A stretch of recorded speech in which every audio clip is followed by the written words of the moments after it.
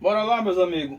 Tava esperando o dia estiar, meus amigos, hoje para fazer a bainha da faca do meu amigo Ronan. Mas olha o jeito que tá o tempão, ó. Choveu a manhã todinha, veio dar uma estiadinha agora. Aí eu fiquei empalhado aqui mexendo nessa furadeira. Fiquei não, tô ainda, né? Fazendo uma revisão, tô lubrificando ela. E vou botar a bichinha para funcionar de novo. Já tá funcionando, né? Já tá funcionando, ó.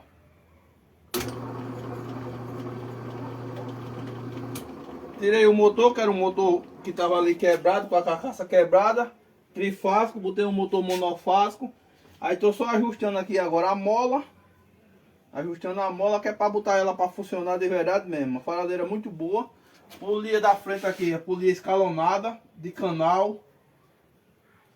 E não tem tração, não passa fácil a correia, quando ela tá arrochada, né? Segue os trabalhos, cuida para cuidar.